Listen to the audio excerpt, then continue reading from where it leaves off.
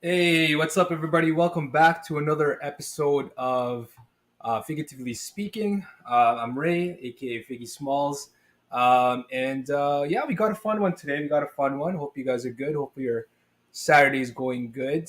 Good. We got some 8 people here already. Welcome, welcome, guys. Come go through the comments here a little bit. Chad's in the house.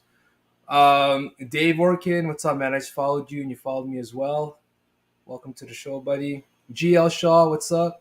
Kid Zombie, love it that you guys are actually commenting here because you will be included once again into the raffle later on. So let me just before we add the people up on the wheel here, I'm going to bring in my co-host um, and my buddy Greg here.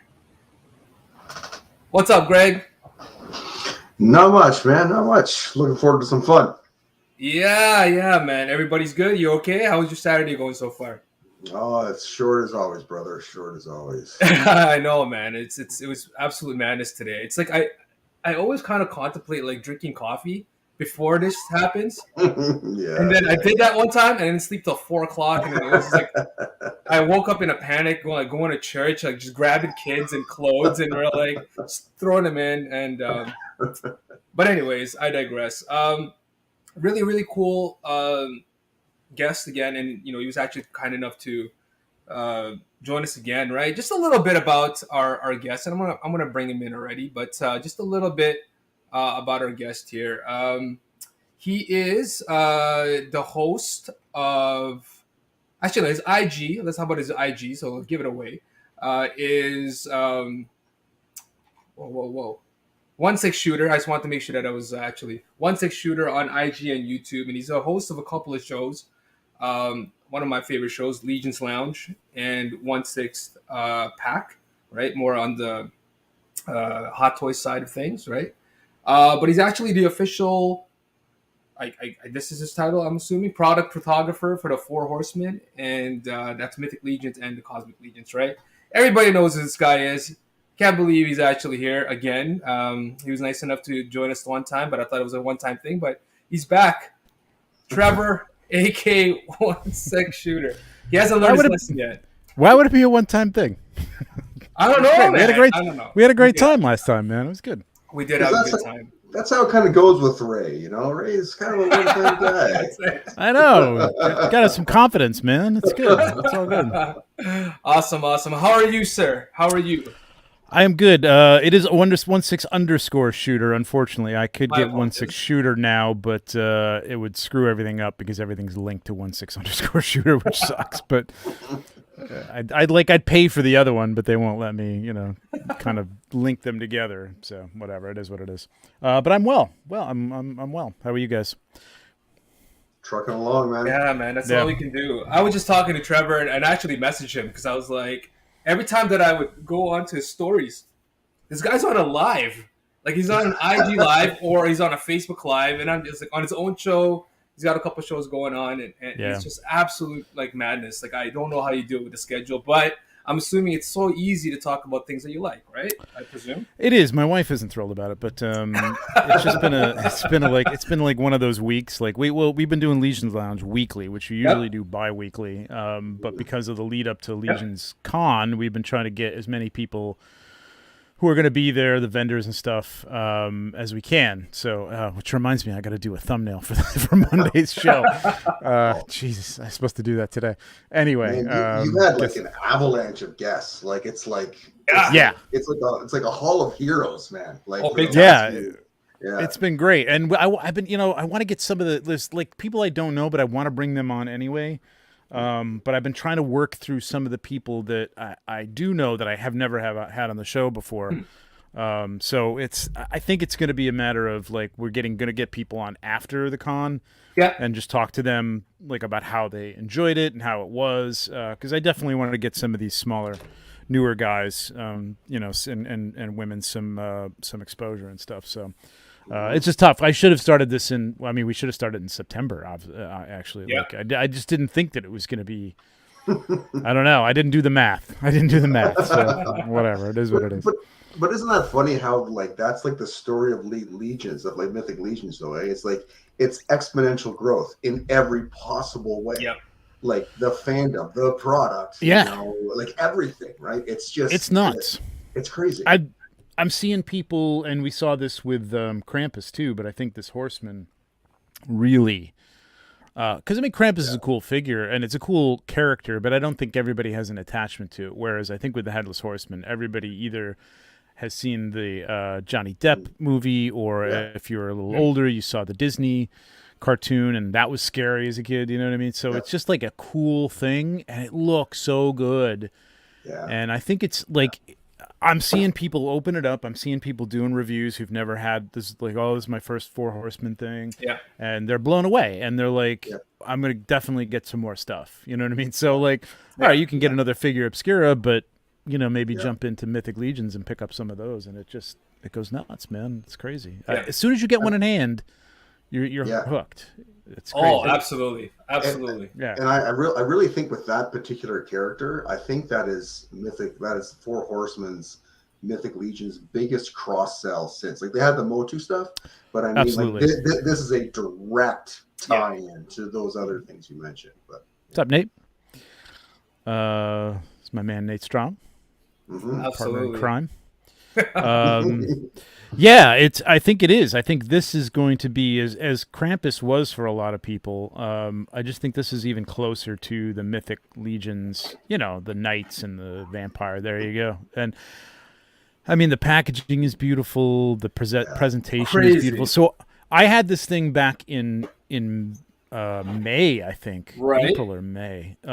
So I had the prototype, which still had some things that were made of resin and were fragile and things like that. So it's always tricky to like do some really cool, dynamic, fun. I call them environmental pictures, like the ones that they put out, that we put out to show it when it released. So I only got one of those done when that was the case, and then they sent it to me, that box, about mid-September, I think it was. Yeah. And I was just like, wow, this is nuts. This looks so good in the box. It was incredible, man. It's just such a good figure. Yeah, man, for sure. The box itself, I don't know. This is the first time I've seen. So I actually opened it up already, sitting right beside me. But it actually has this thing. I don't have the 2-packs for Erethyr and I guess Alithia. Do they all come like this with the little cover? No. Those are just windows. Those are just window boxes. I think the cover thing is going to be a figure obscura thing exclusively, because it's kind of the presentation that they want to do. They want to kind of make it a high-end exclusive, type of thing. And I'm not say like, I mean, it's a higher price thing. So the packaging is kind of part of the presentation. I know a lot of people would say, "Oh, forget the packaging, put it in a bag and sell it to me for $90." But like, it's part of what it is. You know what I mean? You get that packaging and it's just beautiful, and you can use that thing as a backdrop in your detolf or whatever. You know what I mean? Correct. Yeah, so, you guys see it. It's actually a nice little picture here. Yeah, I do have to. It's solid. I do want to recommend to them that they do that on a matte. Paper because the gloss. There's a photographer over here. Yeah, the photographer. It's like, I'd love to take a picture with it, but Do you know what's the only good thing about that? If you really get the spotlight right, you can do the moon with the reflection. Right on the moon, but you gotta have it in the right spot. Yeah, exactly. And no other lights whatsoever. Yeah, exactly. Yeah. Oh, that's funny. But other toy news. Let's go over some toy news because there was some. This week was like pretty packed, and I know all of us pretty much collect other lines as well.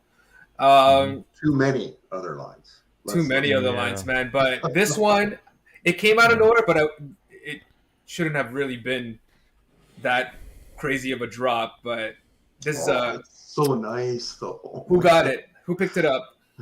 No. Yeah. Oh.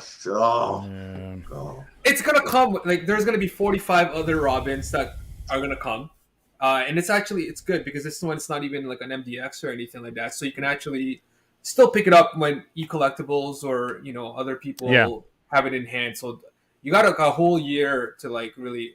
Actually, I don't. Well, let's not get crazy. I heard because I was talking to Mr. Page, Toy Page. He's the guy to talk to when it comes to Mezco because he has like just this sixth sense about these things. I think this is going to come by the end of the year. So no it's just that if you talk to him, I was listening to his other show, and I don't know, man. I don't know. I think they might have something. I'm just being an optimist. We'll see what happens, right? But if it comes next year, then I don't have to pay for it, so it's good too. But do you know what this one is, though? And this is what it is for me. This is the gateway drug, right? Because Robin doesn't go out there and do shit on his own, right? You need bats. So if you don't have a bats, now you're on the hunt for a bats, which is why I didn't get it because it's routable. Yeah. No, I hear you, man. Yeah. It's I guess they kind of designed this in their own sort of way, but it's it's kind of a straightforward Robin, which is interesting. Yeah. I don't know if they're going to do like Robins based on their Batmans, you know what I mean? Yeah. It would be kind of cool to see them take and do their own sort of design for Robin. It would be kind of like a Mezconize it a little bit. Yeah, like they did with the Batmans, the whole, his whole journey through from the beginning to the older Batman and stuff would be kind of cool. But you were able to use points for this, so which is kind of the reason I got it, because I probably would have thought twice if I couldn't, because I'm honestly not thrilled with Mezco these days. Yeah, love the products. Yeah, not happy with the communication or lack thereov. So, oh yeah. Speaking of which, finally, this guy just is getting charged. Killing me. I know, and it's pretty tough, right? And then we got Kid Zombie talking about his Mezco Predator. It's funny because I wasn't even into Predator, and I didn't even know that these guys like had their own like kind of pre-order. And I know I'm like kind of going off Predator now, and then this thing still hasn't come out, so it's tough, right? But the release dates they're Mezco is Mezco. What are you gonna do, right? At the end of the day.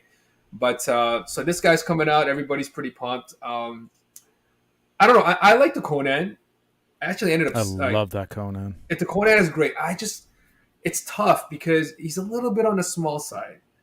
He's a little bit on the small side, and if you're gonna, I know you guys can fudge it because you guys are awesome photographers, right? But I mean, Conan in my head, right, is just a little bit bigger compared to because he's going to be on a shelf with the Mythic Legions, right? Well, I mean, Mythic Legions, forget about it, man. He's he's too small for Mythic Legions, But he works, actually. He works pretty well, actually, with them, But I know there's a lot of people who were looking at this, and if you're a huge Frazetta fan or whatever, they'll complain and say, and I am as well. I mean, I've got the sketchbooks and everything, right?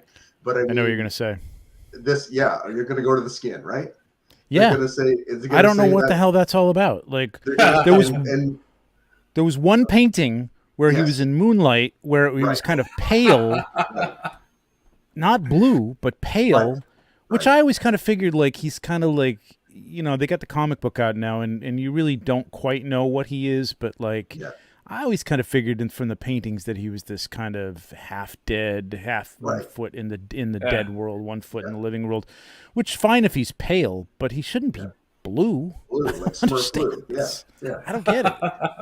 And it's like, and the thing is that when I was looking at it, I was like, okay, it's like, all right, they've made him this, undead version. Of course, then the first thing that comes to mind is, what does Mezco do? Hey, kids, we've got a live version. Yeah. Skin, right? Exactly. Yeah. Alt version. Yeah, probably. Oh, of course. 100%. What's strange is that the Frazetta girls right now are like kind of taken over, a lot of the stuff, and they're putting out the comic, and in the comic he doesn't have this coloring, so I'm kind of curious as to why they approved this, but it may have been so far back that it was before. I don't know, not sure.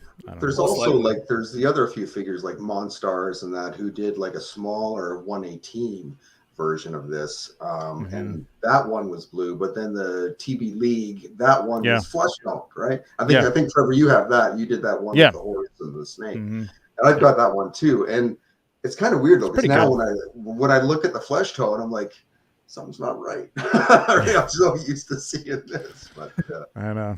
Yeah. I mean, it looks good. Lighting could take care of this, and it looks good, and it'll be very posable, so that'll be cool. Well, I was flipping through the Cabal pics, and then someone posted this, and it's incredible to me. That's nice. I'm like, this is sick. I don't know if I can make it somehow. Yeah, click on the picture and it should zoom up. No, I can't make it bigger, but there you go. It looks like it's some Varg parts, I don't know what these horns, maybe like the barbarian builders and stuff. Varg, like I guess his little scythe or whatever. Skeleton parts too. Yeah. My action figure. I don't know, man. That's good. My action figure customs came out with a set of Death Dealer stuff. They actually had the mask. I bought that and painted it. They had the shield. I bought that and painted it. Yeah, and I was planning on making a custom because I've always wanted this as a figure. And now that the Mezca one is there, I probably won't. Well, maybe I will, and I won't make him blue. Maybe I'll do that. There you go. That's what I was gonna point at. I'm like, hey, there you go. Have at it, right? Yeah, right, exactly. Good looking figure, man. Good looking figure. Let's move on here. What else do I got here? Oh, yeah. So moving on to, I guess, Marvel Legends. This kind of dropped out of nowhere. Well, it didn't drop. It was like, I guess somebody somewhere got a picture of this bad boy. He looks good, man. He looks good. I think it looks like over here, if you look at his knee, does anyone have the Mojo in hand? Did you guys? No, mine's on its way, I guess. I don't know. Hasbro Pulse, who knows? It's funny. I actually got an email saying that. Soft, right? Yeah, I got an email saying that the 3-pack is gonna send soon, but yeah, I'm thinking like around his knee over here. I don't know. Maybe it's like a little bit softer, right? Because his rolls aren't like as. It's not like the Bath, the Toy Biz Bath that they had. It's not as defined over here, so I don't know what's going on. But that would be sick. That would be pretty cool if it was a little bit softer, right?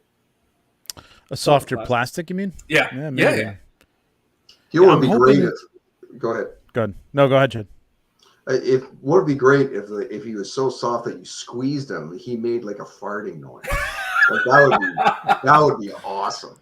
Well, it would be kind of cool that if he was like his body was soft, because like one thing I'm thinking is like I want him to be able to. I don't know if there's butterfly joints in there. I want him to be able to grab somebody and because that's what he does. Yeah, absorb them, kind of, so to speak. Crush them. Yeah. And if he can't get his arms around something, it's going to be a little disappointing. I don't know what's going on. It doesn't look like there's butterflies there. No, it does not. It's going to be disappointing. And it looks like almost like a ball joint type joint on the knee. Like it's almost got like a... Right over here, It looks like a McFarlane joint almost. That's what I'm saying. It's got like a disc joint or something like that in it. Interesting. No, absolutely. It's going to be interesting. But I do want a blob, so hopefully it's nice and big. I actually got this in the mail as well. I don't know. I'm pretty pumped. Nice. I've heard some crazy stories where like the legs are all like janky and messed up. It just really sucks, man. Like I like take my figures out, as you can see, right?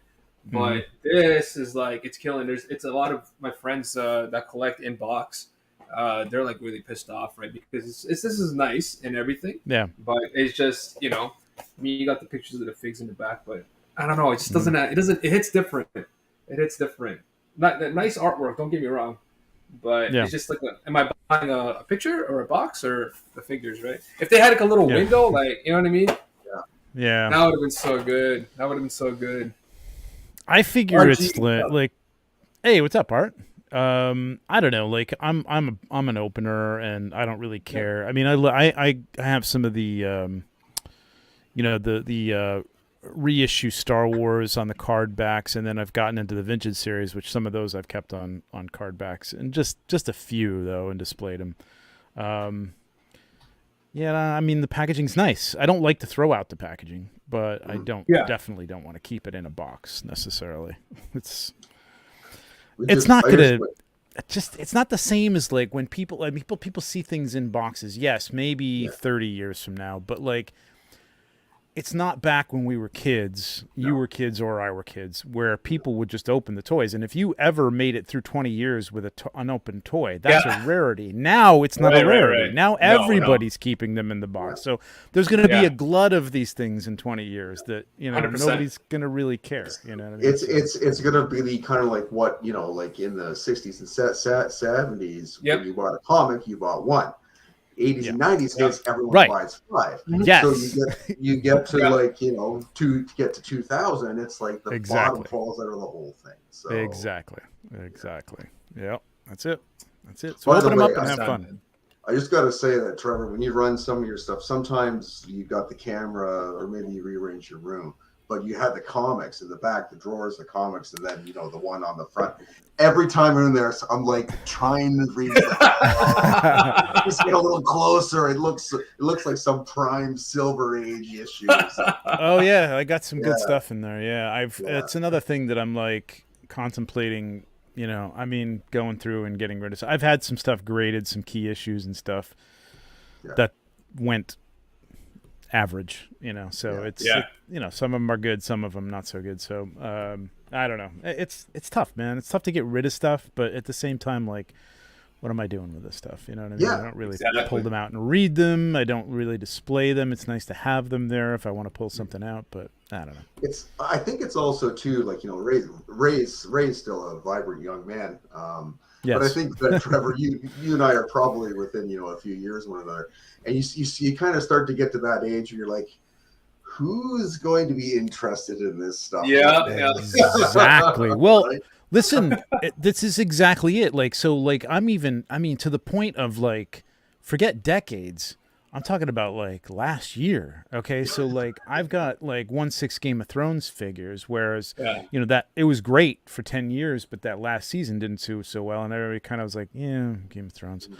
So you know, those figures have gone from like being extremely pricey to, you know, next to basically cost. You know, if you can get cost for them now, you're doing well. And the same thing with, like, I got a bunch of custom Walking Dead figures that I had built for a lot of, you know, good amount of money for the clothing and stuff like that. And like Walking Dead, I stopped watching it. I'm trying to catch up, but I kind of fell off like a couple of years ago. And you got to think, in like a couple of years, who's going to care about that, to pay, you know, the price for that? It's just... Yeah, exactly. Maybe there'll be a resurgence, you know what I mean? Maybe down the line, people will be like, oh man, Game of Thrones, that was so great. I got to have everything associated with it, and, you know, whatever. But yeah, it's almost to that point where you kind of, you're on a, you know, it's like the stock market. Like, you got to sell when it's hot, you know what I mean? Because it could just be worthless, you know what I mean? Down the line. So Ray, you still there? You're a little fuzzy. I'm here. I'm yeah, I think you know what? I was gonna go and plug in like the Ethernet cable and stuff like that, and then just things. I was opening toys, and look what's happening now. We can vamp for a minute if you want to go do that. No. Folks, just want to make sure you guys. I'm actually putting in the chat as well. Comment in the chat so you're in the draw for the giveaway. Let's get into the business, because we actually, you know, we do like collecting Four Horsemen stuff, Mythic Legions. Yeah, I guess once in a while. I forget the actual date for the. Is it November 6th? Necronominus, right? It's 4th? I think so. It's the. It should be the 5th or something. I think the drop is the 4th. It's the 4th or the 5th. It's the 4th, I believe. Yeah. The 4th? It's the 4th, the Friday. Yeah, the 4th. Mm-hmm. So you're gonna tell us everything that you shot so far, like if I just turn the camera around, you guys can take a look. No, but I mean, I know it's a little bit different for you, because obviously you know what's coming, and then I've been watching the lead up to all the what's it called, the Legions Con. So you guys, they were asking you and trying to goad it out of you as well, but you look really excited. But are you always excited about like new figures, or no matter what, or are you like are you really excited? Can you tell us that? No, I'm always really excited. Like, it's just, you know how these things are. It's like there's certain, you know, I think some people get this way about Marvel Legends and stuff like that, or I don't know, Black Series anymore. But I don't know, these figures, man, every time I open up a new box, and generally I don't see pictures of them. Sometimes I'll see some like parted out, trays of parts before they get to me, just so that I know what's what. But man, when I open them up, I mean, aside from them being, fragile, pieces of huge pain in the ass to try and pose and stuff like that. It's just so cool to see them and think about, because now, having done this for a while, I know like when I get this in hand, the production thing, it's just going to be amazing. I can't wait. And yes, I am actually very excited about this. And I've only had in hand half of the wave, so I'm still waiting for the other half of the wave. Cutting it close. Yeah. Oh, wow. Holy smokes. Yeah, a couple of late nights for you, I guess. But did you get like the bad side or the evil side, depending on who you are, or did you get the good side, or the Order of Aetheron there? I got half. Oh, okay. So you got half and half. Okay, wow. That's all. Right. No, I'm just I'm just saying I got half. I'm not going to say what I got. Oh, you got half. Oh, I see what you're saying. Oh, yeah, I got half of what's coming. You can decide which half I got, or maybe I got a mix. But listen, we know the factions that are involved here. For all the poker players, I'm going to put Trevor right up there so you can see his eyes. I'm a good poker player, man. Keep going, man. I don't blink. I don't blink. I have no tells as far as I know. Damn it! All right. Live done. Let's go home, everybody. But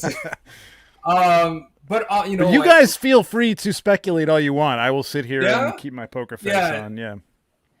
I mean, they got it. Okay, go ahead, Greg. You go ahead, man. I got my picks.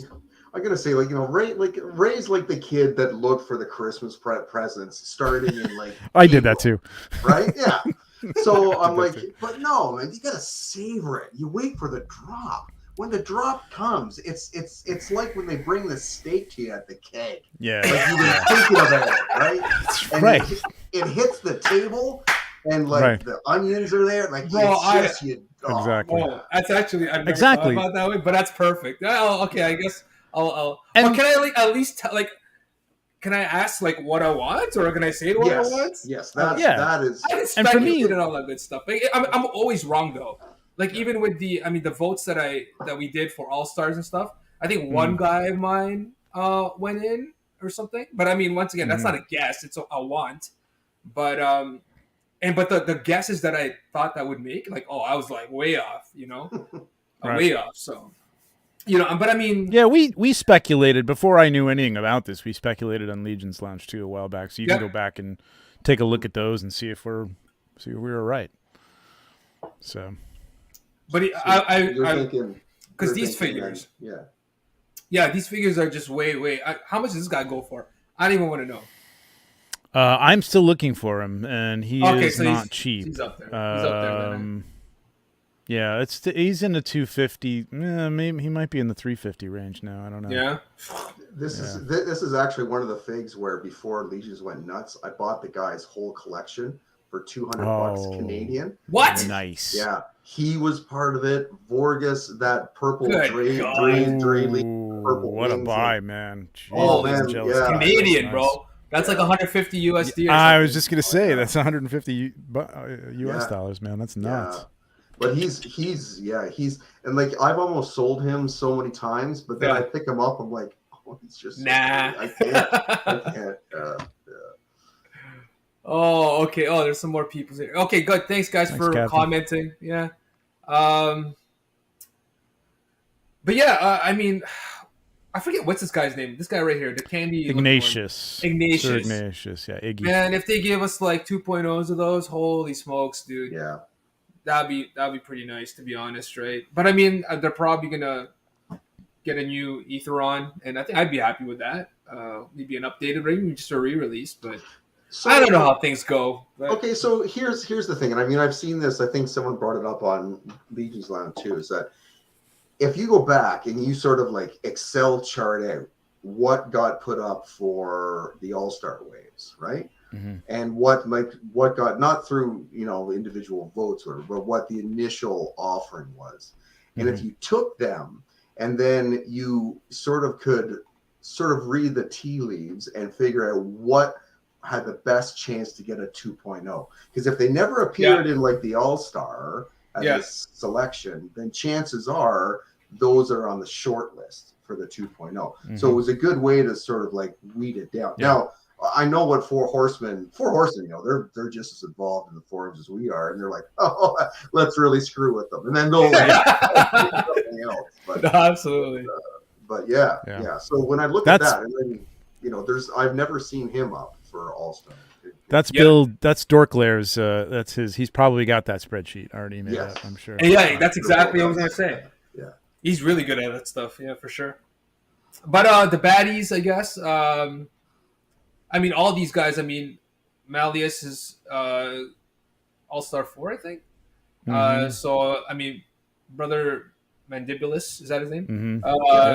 I still don't have him, but I think Johnny's saving it for figure, me. Man. Yeah, that's the king of skeletons. I love it. And Morgulith, who is impossible to say standing for more than 11 seconds. So is that going to be a 2.0? She needs a stand. She needs a 2.0, maybe, right? Yeah. It's a beautiful figure. Like, it's gorgeous. The color. It is really nice. Yeah. Yep. But yeah, I mean, we'll see. We'll see what happens. But I mean, I'm not even like the biggest skeleton guy, to be honest. I love the skeletons. I love the skeletons. That was the first thing I got. Yeah. I went to an in-stock sale, and I got 2 Keltises. No, I got 3 Keltises. Accidentally. Nice. Like, I didn't even want 3 Keltises. I just, when that stuff happened, it's kind of like the in-stock sale now. Like, you just had to click things and like hit him and just go to the car and check out. And I did it, and I ended up with like 3. I'm like, I didn't want 3 of this guy. No, I'm kind of glad I got 3 of them. But exactly, yeah. Oh, that's funny, man. So. But yeah, we'll see what happens. So you're not making actual predictions here? To be honest, I want the keg, that whole thing that thing was saying. I just want it to come. I'm not the greatest when it comes to these things. What do you want? Wrong. That's very different. There's predictions and wants. The knights are more of my thing. The skeletons, my vote, or when this is not All Stars. I can care less if people want me to be like, hey, I want a Malleus or something. I can care less. I'll do it, right? But for the actual the good guys, Sir Haven's Brand or whatever his name is, and Gideon. Candy. Yep, these two for sure. I think for me, the dwarf, I can't remember his name, would probably be top of my list out of all these guys. Valgard, Sir Valgard. That was a Kickstarter exclusive. That was a Kickstarter exclusive, and was he in an All-Star? I think I'm getting the All-Star, the actual picks made up. No, what people were wanting, right? So, Valgard, as far as I know, was only the Kickstarter. I actually won that from the Horsemen in a Christmas card contest that they had many years ago. I had them all autograph it too. So yeah, Valgard I think was just the Kickstarter special. So as far as I know, they're not going to do him, but never say never. Yeah, that'd be pretty nice. I love dwarves. Yeah, why not? Yeah, I think though, like as far as like the Eartheon sort of crew here, like these are all good, and I mean I think that Heaven's Brand stands out because he's the most unique, except for the bird, out of all of them. But what I would love to see, and this is what I think that Four Horsemen does great, is when they take the spirit of whatever faction or whatever, and they give us something new. And those are the ones that I'm typically drawn to because a lot of people for this line, they're obsessed with the older waves and all that, and I understand that. That's cool, that's fun. Nice name. But like with Four Horsemen, like the next thing is always better than the last. It's so good, right? So that's part of it. Like kind of like if they gave us something new out of this, like I don't know. I don't like even like a ogre scale. Somebody new. Imagine a good guy ogre scale that's not a bullfrog, like a giant knight, or like something really, unique, like that they haven't dipped into before. That would be a dream. Trust me, there's new stuff. There's new stuff. Whoa! Look at that! Thank you, sir. Well, of course, there's going to be new stuff. I mean, it's not an all-star. It's not an all-star wave. It's a brand new wave. So there's going to be new stuff. So. No, I didn't know that. So that's spilled the beans. Yeah. Eric. No, I'm joking. No, but that's good, man. That's really good. Oh yeah, I mean. If I can get a 2.0, that would be great too. But if it's just a normal figure like this, once again, it's nice to kind of move forward. You know, the new parts that were used on the. Sorry, let me just put this. I don't like looking at myself, but the new parts that they used on. I actually put a dwarf head on it because that's good. Yeah, all the stuff that they use are it's awesome, man. You know what I mean? And then you got the cape. Mm-hmm. For the people that are still thinking about grabbing this guy, right? Let me just tell you something. You get a wicked horse, wicked steed, that you get the two hairs or whatever it's called, right? And you got the mains, you got the wicked figure itself, but you also get a CJ quality. That's the thing, man. Yeah. I don't understand. I'm like that. Like the lore is cool, like the box is cool. The figures is cool, and like the extra hands are cool, all that good stuff. It comes with extra hands, by the way. But to me, man, I'm like horse and CJ stuff, right? Like that's already worth the price of admission. A cape that quality, and that's what I said, like about the stuff that was coming out in Poxus and like when we were doing the G-Con, like the capes alone. I mean, they're selling $37 figures or 36, whatever they were. With that cape that could cost you $30, at least $30. Yeah, at least. You know what I mean? I mean that's handmade from CJ, but like from Christian. But you know these are made. They take his patterns and they make them in China. But they're still excellent quality. I mean they do not come back looking any different than what he gave them as a prototype. Because I've seen the prototypes. I'm looking at prototypes all the time of his work, and it looks the same. It's incredible. It's incredible the value and the value of that horse and the Headless Horseman. Despite people saying, "Oh, what is it a $40 figure?" and no, it's not really. You know what I mean? There was a lot of extra new parts for that. Absolutely. They were just tooled like that neck. They're never going to use that neck again. I can't imagine. Maybe who knows, but that's an all new tooled part. You know what I mean? Like so, it's totally worth that money, man. And everybody who's gotten it says the same thing. I think so. And of course, when you get that figure too with that cape, then you get a little taste of Canada, which everyone. That's right. That's right. You do. It's really funny because Siege is just like Greg and I are about 7 minutes away from each other. Yeah. CJ is literally, I guess, another 7 minutes away from me going east. Wow. Is he really? I didn't even know didn't know that? Oh, whoops. Sorry. No. I mean, they don't know where I live, but let's all go bug CJ. People will be like, got the binoculars peeking in his windows. There. What's he sewing? It's purple. It's purple. I'm going to get blocked by him now, but no, but honestly, man, super cool guy. He's going run. Oh, yeah. He's awesome. Oh, yeah, big time. Yeah, I just had him on the show a little while ago. He's a great guy. Yeah, man. Super humble, super cool, man. Speaking of Legions Con, because you were talking about it, right?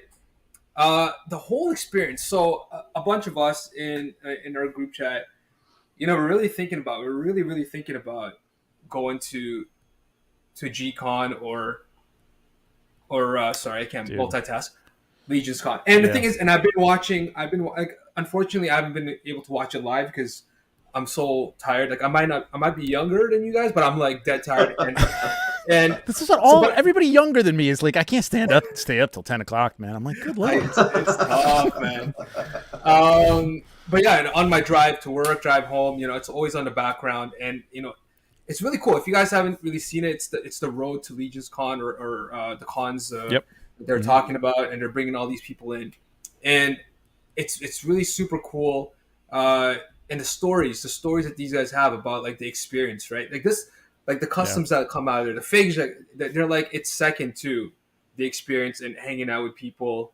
I don't know, man. Like you talk about it, like from your eyes, because I don't know what it is. I don't know what it looked like. Yeah, you guys got to make it down to, like, even if you don't do intern for a day, which is great. But I mean, now it's a lottery, and it costs a little bit of money to for the event.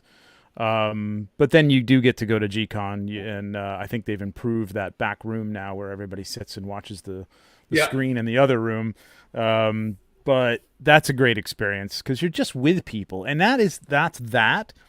And it's Legions Con too. It's the same thing. It's like, it's a great mix of a con where you can go and buy stuff. You can buy the figures from the Four Horsemen. I don't think many other people sell just the standard figures there, because I mean, you're competing with the Four Horsemen, and why bother? Yeah.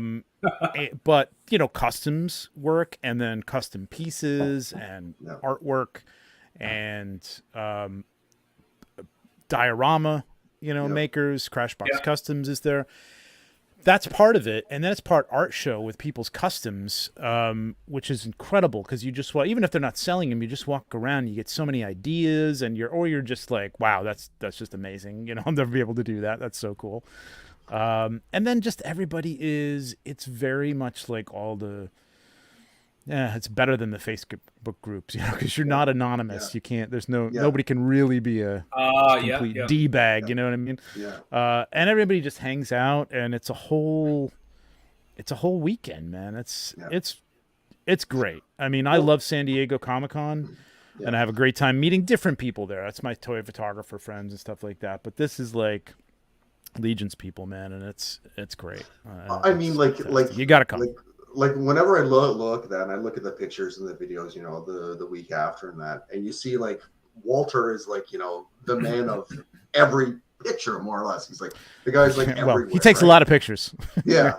and he does circle the place. Yeah. Like he seems to really be on the move, but every time I see this guy, because, just talking to him indirectly over like the years, I'm like, if I could get a couple beers into him, and just hear some of his personal that's easy. Stories. Yeah, I figured it's easy. It's easy. But man, like this looks like a guy that has some mileage, and he'd be awesome to like sit down and chat. He's great, man. Yeah, he's a great dude. He looks like a really good dude. So there's so many good people. I mean, yes, Walter is absolutely one of those great people to sit. I mean, I can't wait to see him again. He's I get to see him. I get to see him a lot, actually. I see him at a lot of the cons and stuff that are around here, because he'll fly in and help them set up and sell stuff and hand out Cabal stickers and stuff like that. But he is definitely in his element there, man, for sure. But there's so many great people. And stuff. Yeah, like, Jeremy is like, I mean, Jeremy, I think this year will be different for him, although it's a different venue. But, I mean, he's kind of running it. So, like, you see him and, you get to talk to him for a few minutes. And there's occasional times when it's, like, quiet and he can kind of, like, chat. But otherwise, he's, like, running over to here and making sure something's going on over there. And, so he's got a lot to do, too. But, you could absolutely, after hours, we all go out to a bar or two and hang out, and it's great, man. It's a lot of fun. It's cool. It's cool. Awesome. It's very cool. Awesome stuff. Yeah. Now, so you're not like, sorry, go ahead. No, you go ahead. No, you're not there as like, sometimes you go there and there's a group, and you hang out with your group at a con. I mean, we go to the con together and we hang out together. We just go off a date. When you get there, you're just like everybody's. Yeah. It's kind of like one big group, so it's cool. It's hard to find a place to take everybody, basically, because everybody wants to go to dinner with everybody else, and it's like, where do you find a place that's got that many tables? So absolutely. No, and it's totally cool. Like, I mean, just like watching, Steve Bashotti. Like, it's funny because I'm not too deep in the Mythic Legions groups and all that good stuff. And so watching your shows, I'm introduced to all these people that are on the tables there and that are in the community.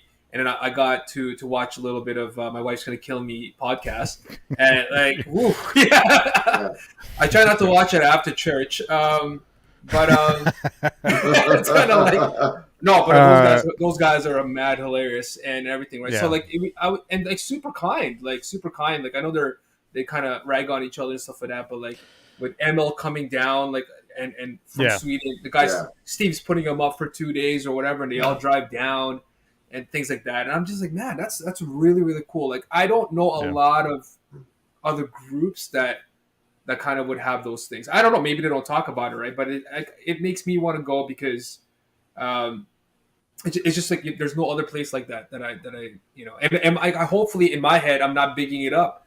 Like, is it literally like that?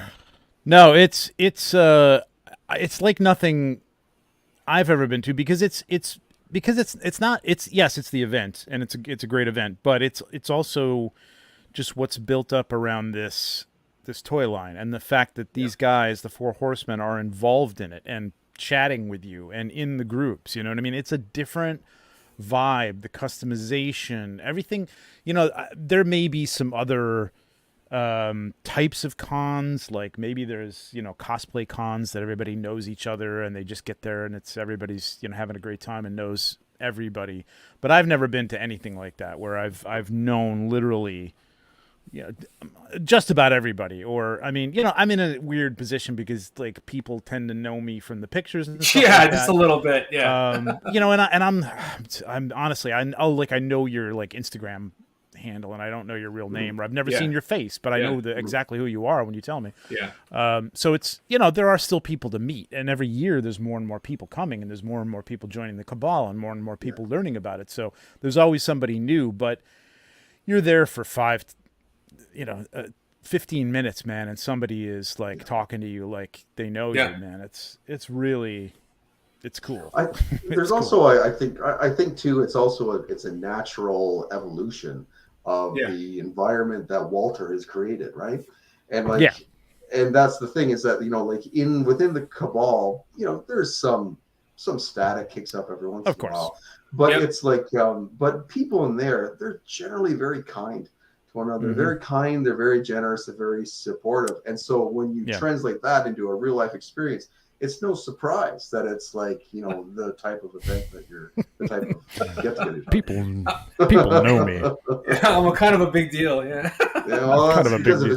Because of his jazz flute. No, I'm not saying it like that. There's people who don't know who the hell I am too. You know what I mean? It's just that, you know, there are.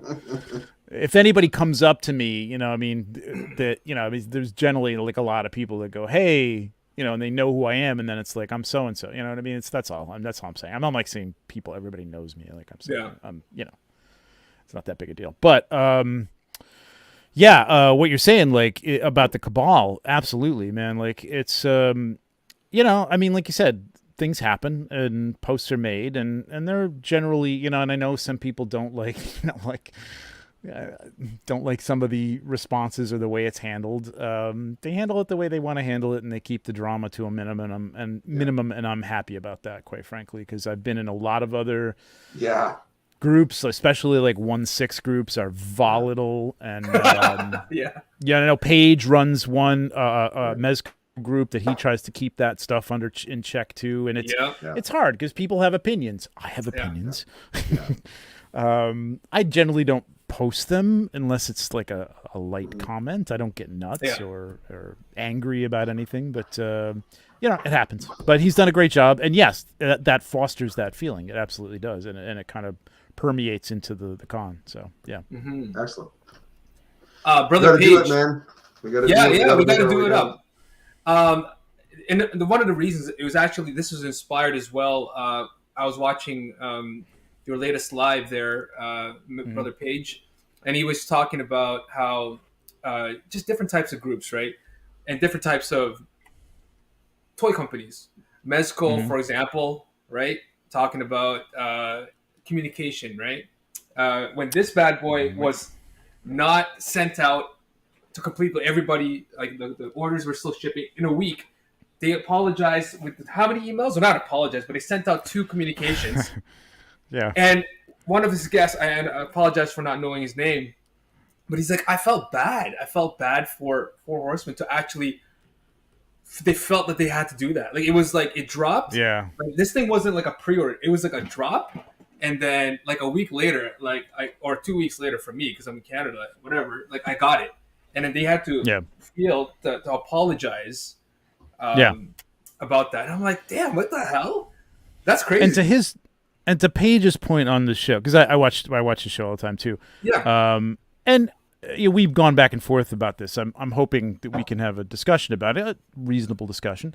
But some people, to his point, like some people were like, okay, enough with the emails. I get it. It's delayed. Why am I getting 3 emails? Somebody said that to me, and I'm like, okay, maybe that's over communication, but I would rather have over communication than no communication at all. Yeah. But the point being that he said, like, it may not, I don't want to delve into this too deeply. I'm just going to say this, like saying like, hey, everybody, sorry about Batman 89. But it's going to be delayed. But it's going to be delayed another 6 months. Now, if I got that email and they said, here's kind of the reasons why, lie to me, whatever. It's a factory error. We're having a real problem with the suit. If they're having a problem with the suit, I'm like, I want to know that, because I'm like, okay, great. I don't want a suit that's going to rip or whatever like that. So, but if you just said that, now I'm going to say, great, thank you very much. There's going to be a bunch of other people who either ignore it or start talking about the way they're doing with the HasLab now, the economics of it, and breaking it down like they're toy industry experts. You know what I mean? So no, it's not going to take care of everything. You know what I mean? Like just like the Horsemen's one kind of pissed people off because they got 3 emails saying, just send it to me when you send it to me. I don't care. So you can't please everybody is what I'm saying. And it's not, but I do appreciate that they say, listen, the All-Star or the All-Ins are not in yet. We're not going to sit on the product that we have here and make people wait and fill up our warehouse. We're going to ship that out. We're really sorry about that, but that's the way the shipping works. And I'm fine. It sucks that I ordered an All-In and I didn't get my All-In before people were getting their individual products and stuff. But at least I knew that was going to happen, and it wasn't just a like, hey, where's my stuff? You know what I mean? Yeah. So I appreciate that. And I think that they could, a lot of companies, forget Mezco, a lot of companies could learn from that. God knows Hot Toys is terrible at communicating things too. So. And also too, like all the different toy manufacturers, they have a little bit of an uphill battle with this, I think, because we're 3 guys, we're all married, we're like reasonably well adjusted guys. I'm gonna still feel I'm too out far on a shaky limb when I say there's a lot of toy collectors which maybe haven't had the most highly developed social skills. So do you think? Really? Yeah. I mean, I don't think I'm really I'm really in deep water on that one. So I mean, when that's pretty insightful.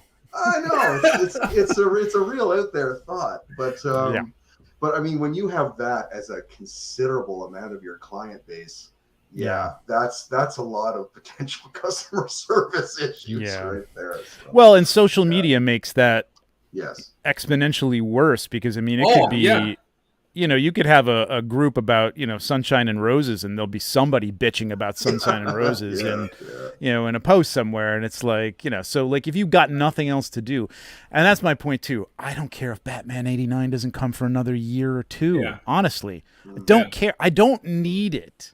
Yeah. I don't have any room for it. No. Actually. No. So like, I'm okay. That's a different problem. I just do want to know where my $100 and whatever dollars that I put down on it is, and why it's not here yet. That's all. No, 100%. Again, lie to me. I don't care. You know what I mean? Temporarily, as long as you're coming out with it eventually. I don't care. I really don't care. That's what cracks me up in like the Mez groups you have. Oh man, I got $7,000 with the product. Like, am I going to get interest on that? I'm like, okay, number one, why are you have $7,000 in free? Wow, yeah, that's nuts. But I mean, I'm kind of used to that because of Hot Toys. Hot Toys is very similar. And that's why, plunk down. You can pair it out with Sideshow and do a payment plan, but at some point you've paid that off. And they don't make you pay that last payment, big deal, $50, $60 until the product is out. And meanwhile, you're sitting on $150, $200 of my money. Yep. And the product is delayed yet another three or 4 months. You know what I mean? But it's the way it is. You know what I mean? It's just, that's the way it is. And you kind of get used to it. And I would think that Mezco collectors at this point would be used to it. Now, Hot Toys, like I said, they're terrible at communication too.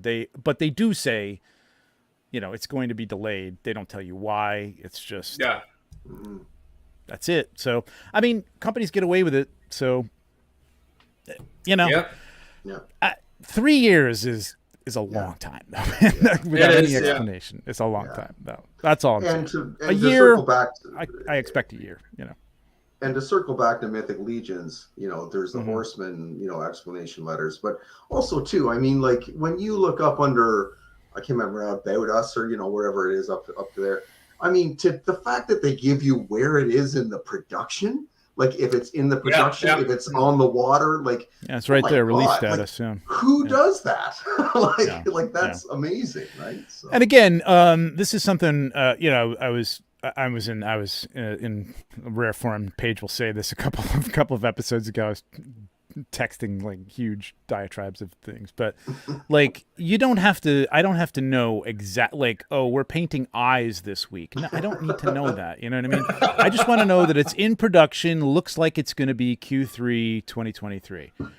It's on the ship, on its way. Yeah, could be a month. Could be 2 months before it gets here, but it's on the ship. That's all I want to know. It's on its way. You know, I'm good. You know, I'm good.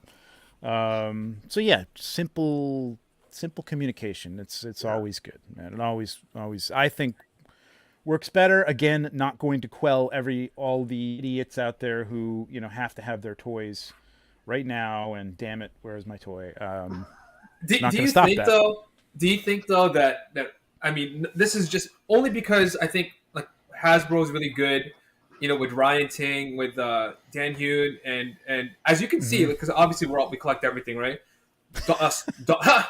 Dwight Stahl has been. He never posts. He'll post like one picture. He's going ham. He's going on ham. On the HasLab, I know. And that's the thing. I saw that today. I'll probably just buy this. I mean, I backed it. But I would be like, I wouldn't cancel just because the fact that he's working so hard and he's the most like lovable, like friendliest guy.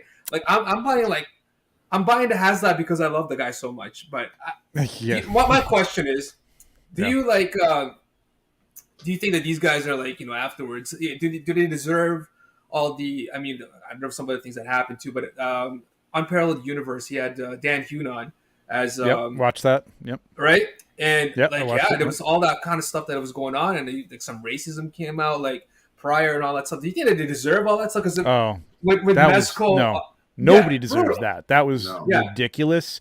Yeah. And that guy, I'm not going to mention who it is. Do not like him, idiot. Whatever.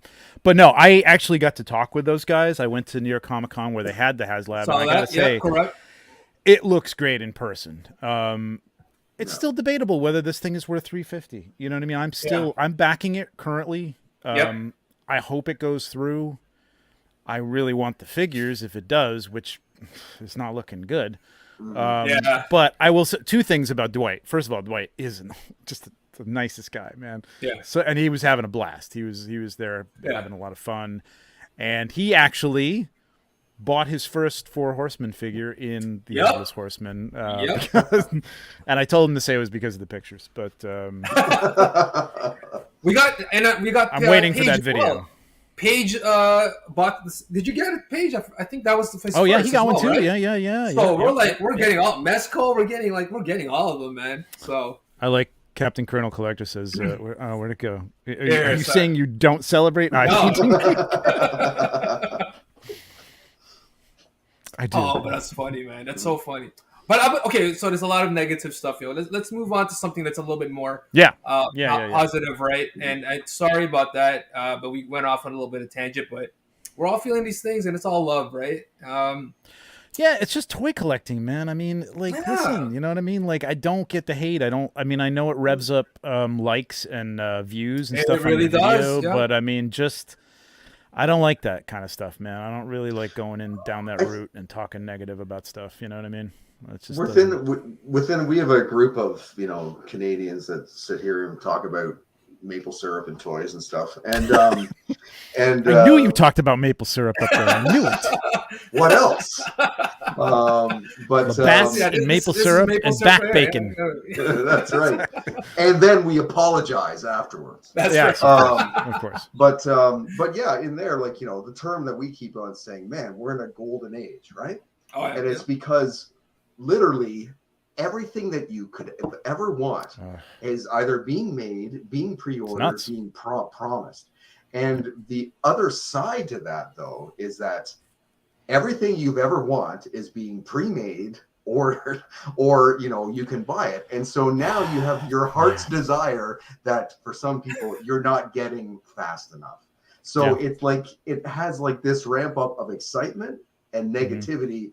They're kind of just they go like that, right? Yeah. And it splits people. So it decides which one are you going to go? Like, you're going to be like an upbeat guy like Ray and you focus on all the good stuff. Yeah. Or are you going to be one who says, hey, no, I'm going to dwell here down in the muck because the thing that I wanted for 30 years, someone's not giving me fast enough. Yeah. Right? This is the last thing I'm going to say about this. Like, I am at the point now where I am like, I am happy when things are delayed. Quite frankly, I just got got this Galactus in, and I don't know where this is going, man. I don't know where it's going. Like that, I get stuff in, and I just look at it, I'm like, there's no more room, man. What am I doing? I gotta stop. Totally. That's that. Oh man. Customs. Customs. This is very, very heavy-ended stuff. So, anyways, this year I couldn't go, and then of course all the hardcore customizers like Nikki Nicole, my buddy, what's his name again? Anything's Posable. Noah Pratt. Noah Pratt. All this good. I mean, I can't even name all the other people that showed like, oh, I'm going to bring this, blah blah blah. So I don't do customs, right? I buy the figures as is, and they're good enough as is, and they're expensive enough as is. But I've started like doing.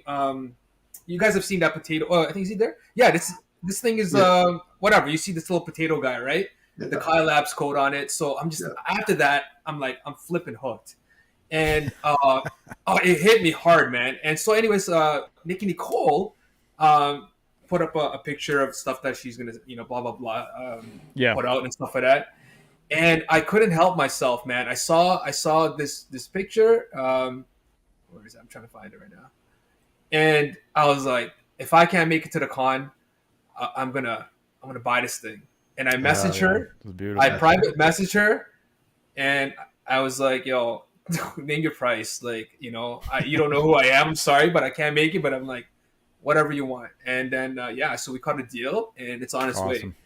Nice. And I was like, holy smokes, man, I'm toast. And then so now I got stuff from beautiful. I mean, she has beautiful work. That's insane. Gorgeous, this one is insane. Yeah. Like worth every penny and then some. I've done those heads too, and they're that's beautiful. Yeah. Oh God, I'm in trouble because I got a bunch of things that are coming, and I don't know jack shit about painting. Excuse my language, but Greg is here over here. Yeah, he's offered to like kind of help me out a little bit, or maybe even practice his, right? But yeah, customs, guys. What do you guys? I know you guys are both painters, so you got any? Yeah, that guy pulled out a bunch. Who you got? Just you first. I don't care. You want to? Yeah. So this is kind of like one of the one of those. Let me see if I can focus that. That's one of those heads. This is a. I forget who did this. Matt. Oh God, sorry, I'm forgetting his name. But yeah, so this is I painted this up. This is just a standard dwarf, but I painted the gold trim and stuff on it. It's a cavern dwarf. So yeah, that's one. These guys are great. So this is kind of a Magnus mashup with this custom helmet from. This is my action figure customs.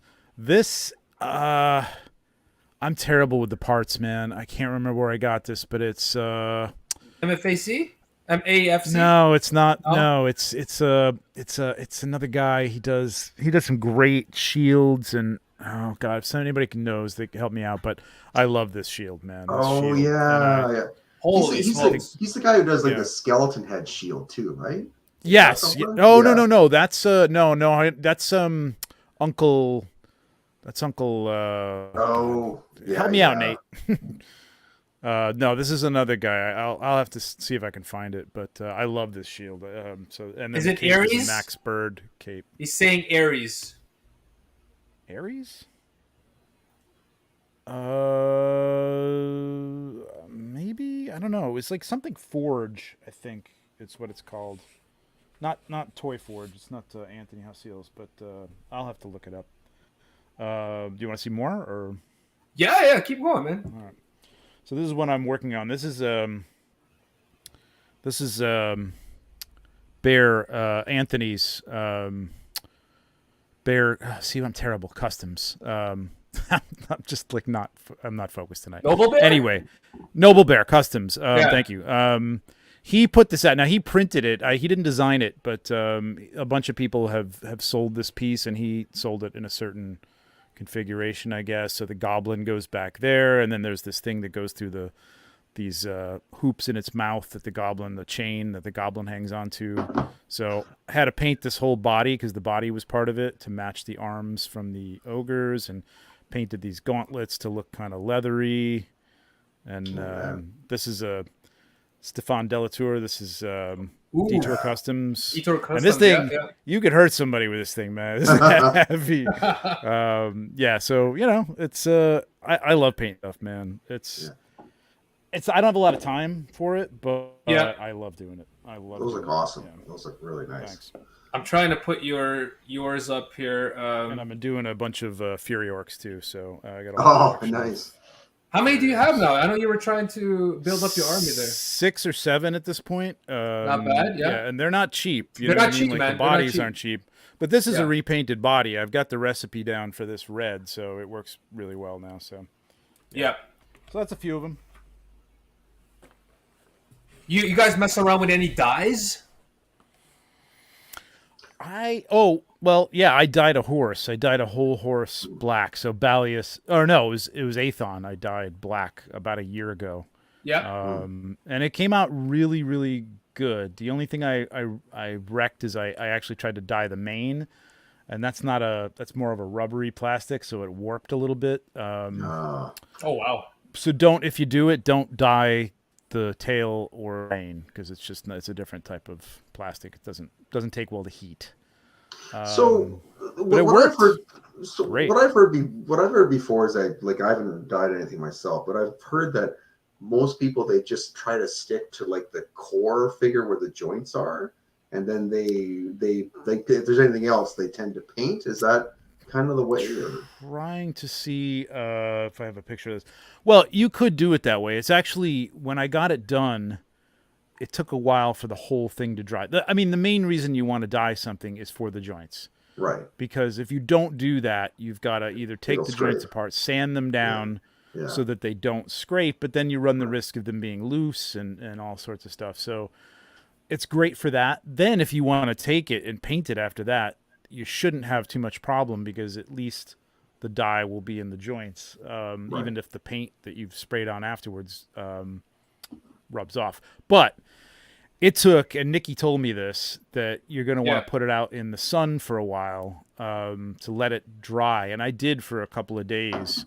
And it still took like two or 3 weeks before I wasn't picking it up and it wasn't rubbing off on my hands. Are you serious? Just a little bit. It wasn't like, oh my God, black, but it was like, if you moved your thumb over it a few times, you'd have a little black on there. So it was still coming off. And then, you don't want to necessarily get that on other figures or whatever. So you really got to wait a while for it to dry. At least I did. I don't know. Maybe your mileage may vary, but it came out really good. I mean, I can show you the horse. I can go grab it. But I mean, it's just a black horse. It looks It looks good though, but okay, I finally got this. Great. It was taking me forever. I don't know why my.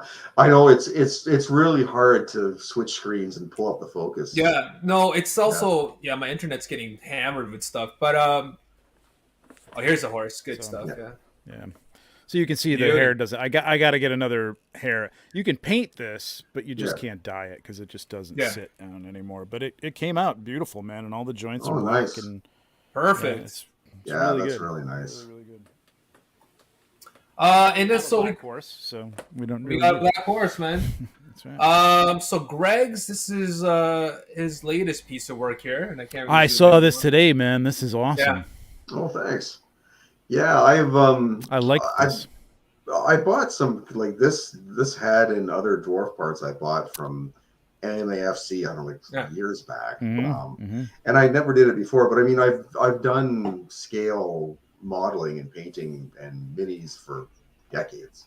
So, but this is the first time that I kicked it up to 112, and it was interesting. Like, and I'm also like, I also paint as well. So it's like it was like an interesting mix, like to translate that to the 3-dimensional realm where you need to basically worry about how you don't need to worry as much about how light is interacting with the cuts in that, because actual light will be doing it, but still to do it enough so it doesn't look like the guy's, you know, got like syphilis or something, right? Yeah. But that is key. Yeah, that absolutely is correct.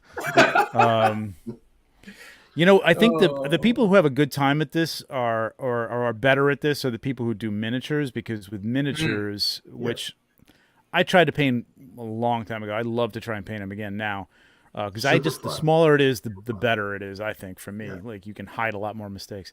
But because I also tried to paint 1/6 faces, and that's really good God, really, because you really, I mean, it's just the level of detail that you have to get in there. You know what I mean? But even with these, like, Eric Miller does a great job of this. Dennis Derby, everybody. Drew Grubbs. I think he comes from miniature painting, because he's got that, like you were saying, Greg. Like, you have to put like some shading on the face to make it look like lighting will create, you know, sallow places on the face, but if you highlight that with a darker reddish flesh, it just somehow looks much better. You know what I mean? It just looks real. And you did that here. You did that in the little indent in his forehead there and under the eyes and stuff. Yeah, so you got this, man. This looks good. Really good. Thanks. Yeah, and I mean, like this has probably 7 colors on it, ranging from the Citadel flesh tone and whites and yellows all the way down to actually a lavender purple, as it absolutely. So it's all like, and it's interesting because, you know, you look back to fine art class in university and thinking about underpainting and, you know, the effects that it has, you know, on hue and all that kind of thing. And it's like, it's fun. It's really, really fun. But it's I find that, like, I love seeing what other people do, can have something like, I was talking about this again in the other chat. There's some people, like, mine is more like an illustrative style, right? Right. And it's more, it's kind of more blending, more sort of like it's, you're almost doing like a Conte pencil kind of thing. But then you have someone like Nikki, who hers almost has like a panel lining to it. Like, if you look at hers really, really closely, some of the details within the faces will have a very fine black outline that she's either pre-done before and then painted over it, or she's gone in later. So for her, it gives this hyper realistic feel, right? Right. Which is really cool. So it's like, I love to see what people do, how they apply different techniques.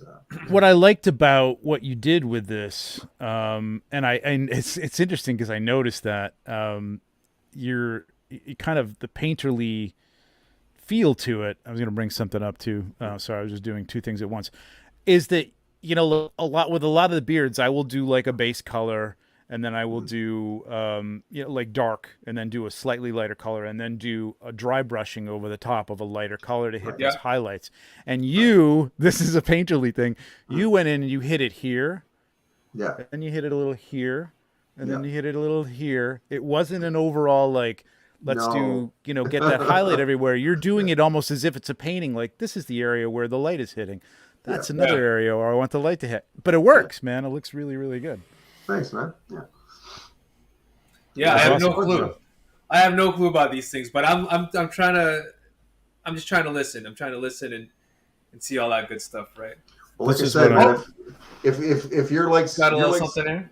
You want to bring it up now? The drinks. No, let's talk about Greg's. Go ahead. Yeah, okay. Like, you got more? You got more stuff? No, actually, this was my first one. First one you did. Okay. Yeah, this is it. It's his first one. Did you hear that? It's his first one. Yeah. It's awesome for a first one, man. If you've got that art background, though, you know what I mean? If you've got any kind of talent with drawing or painting models or things like that, you can do this stuff. If you're not used to painting flesh, it takes a little while to get to that point. Yeah. But it's not hard. It's not if really there's hard. one thing I can suggest, if anyone in the chat is wanting to start with this, there's a miniature painter, and he paints a little bit larger miniatures. Not I know you're talking about YouTube. Yeah. Squidmar is the is the guy's name, and he brilliant tutorials. Like if you anything you need to know, like he does long versions, he does short versions. So, and I suggest to anyone who wants to learn to paint anything with figures, watch this stuff. It's Squid, like the animal, MAR. Yeah, he's great. Really, really great resource. Yeah, dude's got his own line of paint out now too. Yeah. Oh, wow. It's amazing. Yeah, I take it back, Greg. I take my comment back because you're right. Yeah, it's like you're like a D1 wrestler, and then you go into your first jiu-jitsu class, and then you tap everybody out because you're freaking off. You know what I mean? And you're like, here's your purple belt. So never mind. You're a jerk, actually. No, I'm just joking. Yeah. You want me to pull this up there? Yeah, I mean, I got some of that stuff when I first posted in the painting stuff, especially from Steve Bouchard. That's awesome. That's so great. Yeah. So I think I'm gonna have one of these for sale at the show. I did 2 of them, and these were a lot of fun. Yeah. That's who did the sculpt on that? Do you recall? I don't know. This is my action figure customs, and I'm just like, I'm so bad keeping track of what sculptor did what. I know some people and a lot of the customizers are. It's like a thing, and like in the 1/6 world, I would know every sculptor who did everything, and I know the names. I just don't remember who did what. So I apologize. But man, that looks so good. That looks crazy. Looks really great. Well, like the rosy, like the cheek thing is something I learned from Eric Miller. Just I was looking at one of his, and I'm like, you know what I love about this is it's got the highlights, and on the dwarves especially, they're kind of have that like, that feel to them. Not that they're drinking all the time, but they just have these reddish features to them, and it works really, really well. The other thing I found, Greg, you might want to check out. I will find the name of it. I shouldn't have brought this up because I don't remember the name of it. But there's a mat. Let me go grab it. It's excellent. Talk amongst yourselves. Talks amongst yourselves. Yeah, but seriously, look at like the flesh tones on that. Even up below the hat, you see how it gets like that nice dark shadow up there. Like that's really nice, man. Yeah. Galleria acrylic mediums, matte varnish. This stuff is awesome. So like I didn't do it yet, but I'm going to apply it to that hat, and it just takes it down and makes it go from like a shiny, because right now it's like it's shiny, it's reflecting light, where it's just going to kill that and make it look like a soft hat, and probably the fur around there too. You can do it on beards and stuff like that. It's awesome. Because I know when I did mine, like the top of the head is satin. And the top of the ears are satin, but the beard is a matte, and the top of it, I kind of switch up the sheens. But for that stuff, can you actually spray that, or is it brush? This is brush on. I don't know if they have a spray or an airbrush version of it. I'm not really sure, but I just brush it on afterwards after it's dry. I'll generally I have like it's like a satin that I'll put on the faces as a varnish, because I seal everything. I know some people don't, but I don't want to leave it alone. So everything's shiny. I'll either put a gloss or a satin on. But up until this point, I've been trying to find a matte that was any good, and I was using a spray for a while, but I didn't like that because then putting the gloss over the top of it didn't work. But this stuff is killer, man. Really, that's awesome. I'll look for that. But it's a huge bottle.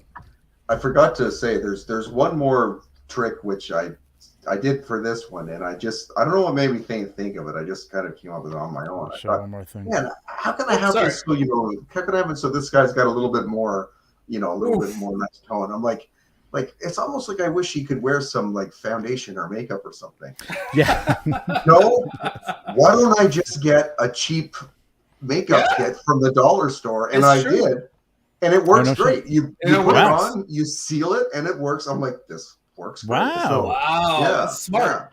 Yeah. I've seen people do like pencil, like colored pencil like that too. There was a guy who used to do 1/6 figures where he'd do like some light blending and stuff within the creases and stuff in eyes and then seal it all, and it was fine. You know what I mean? It looked great. Didn't come off. It was good. It's like using that pigment dust for scale models. You're doing tanks and that, right? Like you dust it on and then you spray it, and then it looks like it's got a dust coat on it. It's the same kind of concept. But this bread that Ray's showing now, I gushed over this when you posted it. This is the weirdest. This is the weirdest thing, man. Like I spent so much goddamn time on this bread. And people are like, beautiful. Wow, that looks like great. But I'm trying to do some for the show, but it is actually, I don't have a formula down for this. I would totally buy this. It looks delicious. I'm gonna DM you, man. Yeah. That's madness. So I will have some of these for sale. I got about 6 or 7 of these Cabal shields for sale with the rust and stuff. So. That looks good, man. That's really nice. Can I DM you, bro? Can I DM you? Yeah. Sure. I got a bunch. So yes, if I don't have it before the show, I'll have it after the show. This was another custom that I did a while back. I like this guy. Oh. And I mean, this Detour customs again, man. This custom is amazing. It looks fantastic, but the shot of him walking by that cliff. Beautiful, man. It's so gorgeous. I love that one. So nice. Thank you very much. Appreciate it. Yeah, I like that. Anyway, that's just some stuff you can. Yeah. Screen me if you want to. Yeah. You know what? Because they've been here for a bit. Can we do a raffle? The raffle? Yeah, let's do it. Sure. Raffle time. All right. All right. So just last call here. I got everybody here. Let me just see here, folks. I got Dave Orkin, Chad Kinsler, Kid Zombie, Alexander Khan, Matt Sang, Nate Strong, RG, KJ Smith, Johnny Tam, Patty, Toy Page, Rabbit Stan, not this Trevor, but another Trevor, and Miko, Darkblade. Did I miss anybody? Yeah, so you probably don't even know what the hell the raffle is for, but I actually just recently got into 3D printing, and where is it? Yeah, man. So I got a couple of things here. They're unpainted, but good for GI Joes or just nice. I know there's a lot of toy photographers in the house, and yeah, I'll send it over. So now we know what we're doing. Let run. So it's last person standing, and for the 2 people, the last 2 people standing. Right, it's actually whoever gets picked, they lose. So it's literally the last person that doesn't get picked. Right. People got confused last time, so that's all. Anyhow, let's get it done. Yeah. I gotta say, Ray actually gave me a barrel and a jerry can. I picked them up today. They're really nice prints. They look fantastic. Nice. Yeah, man. So. Oh, Johnny Tam. Sorry, bud. Johnny, believe it or not, is actually the person that got me into Legions, so that kind of sucks. Yeah. That sucks. Somebody asked. Oh, Patty, brutal. Sorry, we're wiping out the Canucks. One by one. These guys are like, it would have been nice because they live like in Canada. Red Rust, Captain Colonel Collector. There's this red rust. It's called Extra Vagents? Weird name. Oh, RG. Sorry, RG. Sorry, buddy. But it's great. It's like a paste, and it's got kind of a texture to it too. So it's good stuff. Amazon, get that too. Ooh, do you ever do the chip coat, Trevor? Sorry, Dave. When you're doing the I have not, but that looks really cool. I've seen people do that on the like ships and stuff like that. And it works on weapons and shields and stuff too. It works really, really well. Mm-hmm. That's where you Chad. put buddy, sorry. Oh, sorry, Chad. You put the glue on it and then you take it off and it kind of chips away. Is that the? Yeah, you paint it rust and then you spray it with hairspray and then you spray the hairspray. Yes. You spray it with the other and then chip it off and then seal. Right. Sorry. Right. Sorry, kid. Isn't that who is that from a YouTuber? That's did you get that way of doing things from a YouTuber? No, that's been in like the scale modeling community for Okay. decades. There's a guy that actually does that, and it comes out super nice. It looks absolutely great. Yeah. And it's especially if you can you scrape it like a little wire brush or something, it'll give you like some nice. Yep. Oh, brother Page, sorry, bud. Oh man. He's actually running a. Yeah, he's doing a giveaway too, right? He's got a giveaway, right? Dial. Yeah, the dial. Wall, yeah. Mm-hmm. Those would have gone nice with that construction Gomez though. Oh, yeah, right? Sheesh. I'm trying to win that, man. Man. Oh, Alex, sorry, buddy. In the Cabal lately, there's been some great dial work. Like, oh yeah, people are kicking it up a notch, and some look fantastic. Yeah, really excellent stuff. Maddie, sorry, buddy. All right, who do we got here? We got Nate Strong, we got KJ, Rabbit's Den, the other Trevor, and we got Miko Darkblade, the last 5. Let's go. Watch Nate pull this out. Oh, that'd be great. That'd be awesome. He's always talking about other people. Oh, Rabbit's Den. Cabal and. I think that Miko is our only hope for national pride. Yeah. And for a good shipping cost, but that's the other one. Brutal. They're pretty lightweight. Anything going to Canada, and I imagine it's the same way the other way. Is sorry, Nate. And that's unfortunately like one of the problems, like with the Four Horsemen exclusive stuff. Yeah, is that almost everything will go to our retailer connection here, Collectibles. But the Figure Obscura, it's all direct, and it's just, and it's obviously not Four Horsemen's fault. It's just the exchange and shipping and customs and blah blah blah blah. It's crazy. I saw some comments on the on their IG. KJ. Oh, sorry, KJ. Somebody, I think it was in Italy or something, is like, it's $50 to Italy. Yeah. Guess I'm out. And I'm like, I get that. Yeah. At the same time, I don't know, like, you're kind of, I don't know, I guess you don't get used to it, but it's like they can't afford to send them like cheap and not have it show up or get broken or something. They have to do it. Yeah, quality it's shipping. Under control. Yeah, and I mean, stupid like, expensive now. It's nuts. The one guy, Nut, if they're Nut, he's from Norway. He used to do these awesome fur customs in the Cabal. And he was really big for a few years, but he's like, oh my God, like Norway has changed all the import laws in this. So now, like, for a $50 fig, I'm paying $90 extra. Oh, I remember that guy. Yeah. He's like, it's nuts. I'm out, right? Yeah. I can't. And so I think and he sucks. actually ended up coming back. Yeah, because it's not fun when you can't pay to play, right? So and these are figures that you kind of like. You say to the in your head, you say, that person could still pick up a few. They don't have to have all of them, but you kind of want. If not all of them, you want a bunch at least. If you know what I mean, Yeah. And it sucks, man. I go to send these T-shirts out that I keep giving away. I mean, and anything, and like I gave away a figure a couple weeks ago, and it was almost $20 to ship it out, man. It was nuts. Yeah.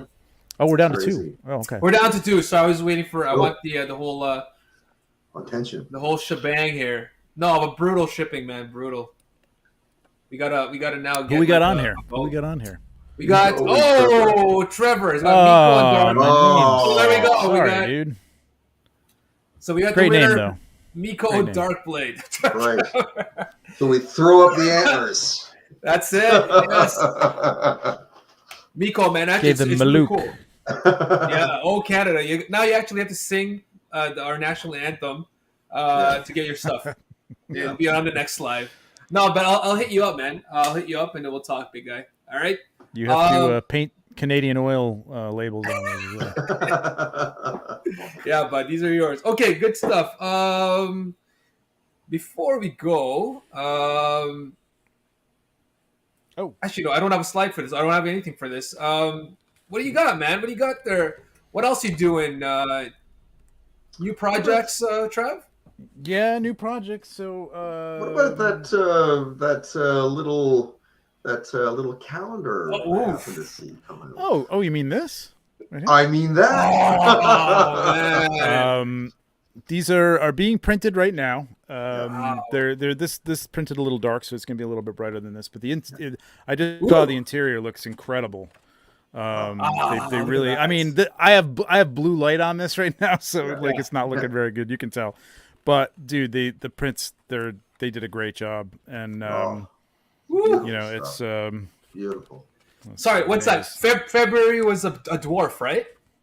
Oh February. man, I wish my birthday landed on this one because my birthday's in February, but it's a dwarf. I think I saw it, which is still good. 'cause I love dwarves. February is Eric Miller's custom dwarf, which is Nice. awesome, and it's Nice. I love this shot, man. It's a I'll great take figure. that. Yeah, he's whooping ass Great there. shot. Yeah. So, yeah, Beautiful. it's quality stuff, and I'm probably going to have these for $20 at the show. That's So it's a it? show special. Holy- Yeah, it's a show special. There'll be probably 25 after that. That's not bad. It's Yeah, not bad at all. maybe with shipping or partial shipping, maybe 26 with shipping or something like that. We'll see. Yeah. I gotta again, Beautiful. shipping is nuts. So and I gotta Yeah. ship them in like a heavy folder and stuff like that. So Yeah. you know that's what kills everything. But I'll try to keep it as close to that $25 range as I can for shipping for people who can't come. And if you can't come, they'll be available probably on my website, although my website desperately needs to be updated and it's a little slow. So you may just fall asleep before you get to it. So if not, I'll put them on Etsy. I have an Etsy shop too, and that's a lot easier to check out with. So look for them there. Probably, I hope to have them up on Etsy before the show. But if I don't, they'll be up after the show. We'll see. So are you just going to ship continental or are you going to ship? No, I'll do international too. I'll have to. I mean, international is going to have to be the cost of the shipping. I won't charge you anything other than that. But I'll try to keep it around the $20 range plus that shipping. You know what I mean? Because with the 25, I'm trying to build in the shipping. You know what I mean with it for continental US. But everybody else, I'll try to keep it at Awesome. what the 20 plus the shipping. Well, you can just it's ship. gonna be nuts. It could be crazy. You know what I mean? You can ship Greg's and I's and just ship it to me, and then that's it. Yeah. There's gonna be 4 or 5 people that live I'll drive around and we can I'm all gonna meet ship up. everything from Canada to you, and then just you can, and I'll send you PayPal. You can ship them out to everybody else, or they can come to your house. There you one of the go. two. Perfect. Even better. No, Or you can hang out. You can send him down to CJ's house, and you can pick him up there. Oh, there you go. Tell everybody where he lives. No, for sure, so man. yeah, that's I can't exciting. wait. I got those. I've got prints as well. If you're just interested in that, and some cool stuff. I do have a headless horseman coming as a print. That didn't make the calendar because it was a little late for the calendar, but maybe next year. And a whole bunch of other prints. We got T-shirts, Legions Lounge T-shirts. Working out the pricing on that. Got Down. these coasters that you'll probably get if you buy anything. And yeah, I'll have some pieces for sale, like those shields and maybe some heads, maybe a Santa head or something like that. I don't know. We'll see. Nice. But yeah, Beautiful, trying man. to do a lot of stuff in very little time. Yeah. And shoot all this stuff for these guys so we can actually see these pictures of the figures that you're gonna love. One thing is just when we were talking about projects, but also shoes. And this is something I always wanted to ask you, and I don't think I ever got a chance to know the other thing. For a lot of us taking pictures, some of us are just some guys I know, it's every day, they're posting every day. But yours seem very deliberate. It seems that the stuff that you're posting for yourself, not as part of the Four Horsemen gate or whatever, that I'll typically see something from you. I'd say 1 or 2 a month, maybe around there. if you're lucky. I know, but the thing is when they come out, they seem extremely well thought out and polished and developed. Is that a time thing, or is that are you revising all the time until you get something you want to publish? So here's the thing. When I started out, I was into that, and this was 2015, I think, and I had just missed that beautiful period of time apparently on Instagram when you could just you get like 400 new followers for every picture you posted, apparently. Yeah.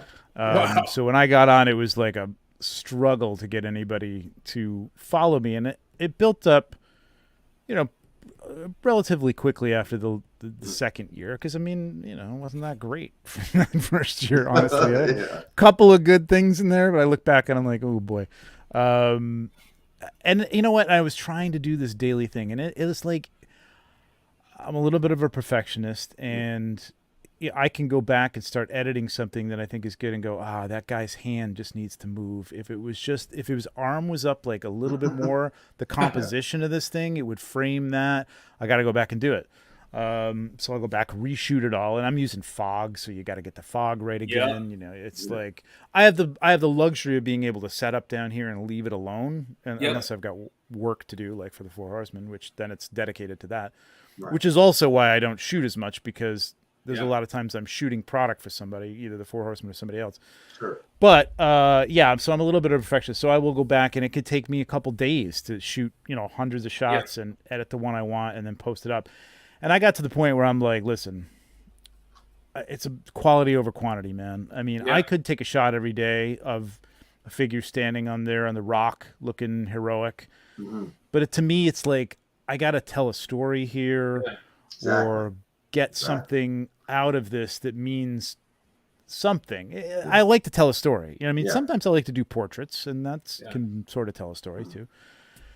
But so for me now, it's quality over quantity, and even the quantity has dropped since then. I was kind of looking back to my, we're coming up on the end of the year, and like looking back on my 2022 stuff, and picking 9, and I'm like, damn. There's not many more than 9. That's an exaggeration, but I would say you're right in that it was it's been 2 or 3. It's maybe been 1 a week, but probably not. Probably 3 a month. Mm-hmm. But I don't at this point. Listen, I could probably post something. I know people do this. I've seen it. No, Jay Hernandez is not a toy photography, but Jay can take a figure and just put it in his hand. I mean, it's Jay Hernandez too. But other people do this. Like we found when I was doing Exclu, we found that we put a picture of a tray up and it got more likes than the beautiful photography that we were putting up. So I could just say, hey, here's Galactus. You know what I mean? And it would probably get 1,000 likes. Yep. But I don't want to do that. I don't want to just put something up for the sake of putting something up and growing my following like that. Yeah. I'd like to grow the following, but I like putting stuff up on there that I like. So that's all I want to do. Yeah. I think with Instagram too, like with mine, like, I've never sort of been a follow for follow kind of guy. Yeah. I don't love that either. Because I'm like, and it's a very selfish reason. And it's just because when I see my stream, I'm like, I kind of just want to see stuff I like that I'm interested in, right?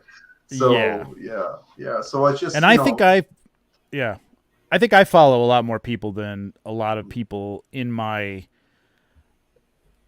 I'd say level, but it's like you tend to see like if you get to a certain point, you got to stop following so many people, because if Instagram sees you following so many people, it's going to take you down because it thinks you're just following people to get that follow. You know what I mean? Yeah. It's nowhere near the amount of followers that I have, but it's a lot. I see a lot of people only following 200 accounts. I'm like, how the hell do you do that, man? There's a ton of people I want to see, man.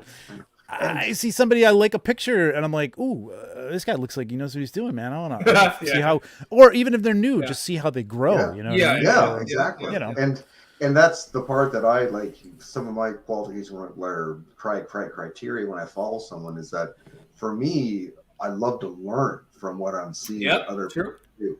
And you can have someone who it's literally like their like second shot, and they're doing something, whether by design or by accident. I'm like, that's making me think. That's great. Absolutely. Yep. And the other thing that sucks about Instagram is like you don't see. I don't know. I'm still not seeing. They do have the thing up at the top where you can just say, "Show me just people I follow." But that's not the default, and I think that every time you close it, it defaults to its own thing. So I miss a lot of stuff. And in fact, I'm looking through your your reel right now, your page right now, and I've missed a lot of stuff from you, man, and it sucks. Yeah. This is great shit too. So Thanks, I'm liking it all now. Yeah. although you, oh my God, that was just October 15th. So you're pretty prolific, man. You're doing a lot of stuff. Yeah, he pumps out a lot. It's quite a schedule. It's all good stuff, though. Yeah. See, I hate people like you. Like, No. there were people like Work More or Less, like Jason and stuff like that, who was just always putting stuff. I'm like, how are you doing this, man? I know. Yeah, he's got kids. Stuff. I know. He's got what the kids. hell? Yeah. And a I job. don't have kids. Yeah. But I think the big thing though is like, sure, okay, I'm putting this up, but dude, you're getting paid for some of your work. Yeah. Well, that's a big difference. Because you're getting paid for it, you're not posting it because you're giving it to the people who you're paying. Yeah, I can't post it until they. Right. And some of it, I'm doing like a lot of vinyl toy work, and I've posted some of that stuff. Let's see if I can find any of it on here, but it's it's not what my audience is looking for, obviously. Yeah. You I did think that it was one with before, like pop candy. It was like this like. Vinyl, Cotton Candy. Yeah, that's the one I was looking for. It was right before the Death Dealer. I thought it was right. Oh, here it is, right there. Yeah. So like this figure doesn't move at all, and it's an interesting. Yeah. I kind of find it's fun. It's different, and it's product photography basically. So it pays a little bit. So, but I mean, to go from Death Dealer to that, it was a little bit like I feed everybody this on February 1st, and then February 5th you get this. Yeah. Hey, it's everybody, follow me. Like, what the hell is this guy doing, man? It's almost like you had like a stroke. It's like, wait a minute, wasn't this the guy that did the Death Dealer thing? What the hell happened to that guy? Yeah. So, but you know what? There's some cool stuff. I've done some. I don't know how long it's going to take to load this, but I've done some vinyl stuff in the past that's been pretty cool. But anyway, yes.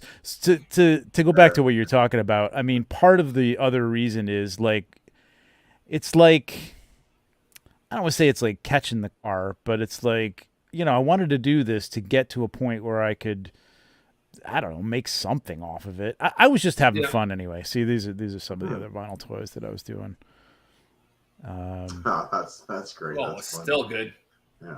Oof, I mean, it's fun to try and make these. Where's that one? Oh, I like this one. So this was like a little toy here, and I have like Steve Jobs and him watching the.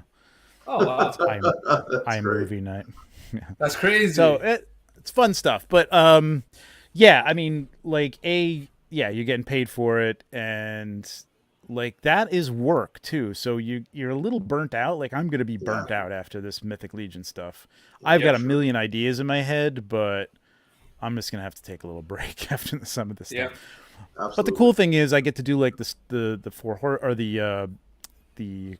Headless Horseman stuff, and then I get to post that as a, hey, I know you already saw this over on Four Horsemen, but here it is again. This is all I've been doing for like the last 2 weeks or whatever. So like it again, please, won't you? But yeah, I mean that is like I tell people, a lot of people will say like, oh, how do you get like to work for a company? I mean, there's different ways you're either approached, or I kind of talk to the Four Horsemen about this stuff. And you do have to be a little vocal, but be careful what you wish for. Like a lot of people want to get free product, but when you get free product, you feel kind of obligated to take pictures of it. And sometimes it's not always that good. You know what I mean? Sometimes it's from, it's just not a great figure that you're not into. So, it's not going to be everything you love that you get either. So I say enjoy it as a hobby. If something comes out of it, or if you can make something out of it, great. But it's still a great hobby. I love doing the stuff that I love to do outside of the work as well. You know what I mean? Mm-hmm. Sometimes more so. So less pressure too. And that's always the danger too. Like when you have something creative that you translate into your vocation, or you go the reverse. Like I'm in a creative role for my day job too. I was a writer, and so it's writer, but it's also some publishing, design, and stuff. But it's kind of like it is, when you start doing it for the fun stuff, it is rewarding because it's stuff you're personally invested in and you see a return on it. A personal return, not a monetary one. But exactly. But then again, you know, there's some times where you just got to kind of step back and just not do any of it for a little while, because you feel that burnout tickling at the periphery, you know. Yeah. And I'm in creative as well. I'm a graphic designer, so you know, but this was my outlet. Like the stuff I do in there in the day is a little dry, honestly. Yeah. And I imagine for you too, if you're in, I don't know if you're in advertising for writing, it's like I do everything, but it's same. Like I do everything from corporate writing to actually sales and everything. Yeah. But you know, it's not. Yes, it pays the bills. It pays the bills. Yeah. But I imagine like when you go and like I want to write a story, or I don't know what you do for creative writing on your own, or a blog or something like that about, you know, I could see you know, toys or whatever, like that's fun. That's your outlet for your creative writing. And it's the same thing, you know what I mean? But then when you add the element of, oh, you want to do toy photography and you want to get paid for it from this company, you know, I did some 1/6 work in the past, and it was for some figures that sometimes I didn't even know who the character was. You know what I mean? I had to do research and figure out who it was and what their surroundings were. I didn't watch the show or whatever. Yeah. And not as much fun. You know what I mean? Like, a challenge. So the challenge is always fun, but like, I don't know this character. I don't have any connection with this character. Yeah. I got to try and make this look good for people. And like, I don't really care about it. So like, it's work. And it's also like you say, you know, and that's like when I take my photos, I do the same thing. It's like, for me, it's always trying to tell a story. Like you're basically trying to have like a scene of a larger narrative. Exactly.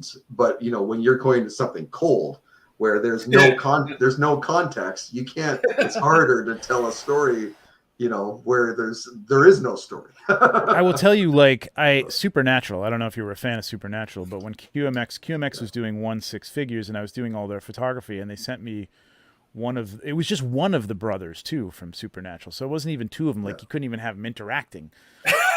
And I watched this show. I don't know if anybody's a fan of it. I don't want to. It was a struggle. It was a struggle to watch 3 or 4 episodes of this thing. But there was nothing to go by. Like they're driving around in this car, and occasionally they're in the woods. Okay. But don't they fight like a bunch of supernatural beings or something? But I didn't have anything for them to fight, and you can't put like for product shots. Like even the Four Horsemen will. Well, we've learned a little lesson on that in the last couple of waves. Okay. But you can't put other people's product in it. You know what I mean? Like you don't the company doesn't want other product in there, and on top of that, they'll have to put a disclaimer that says, you know, does not come just single figure or whatever. Doesn't come with other figures. I did that with some Star Trek figures. I put like other characters in the back, and they had to put the disclaimer that does not come with other figures. It's like, duh. Okay, I kind of know that, but you have to put it on there because somebody will say, well, you showed me 3 figures. Yeah. Right. But we did that with the Swig, the new goblin that came out.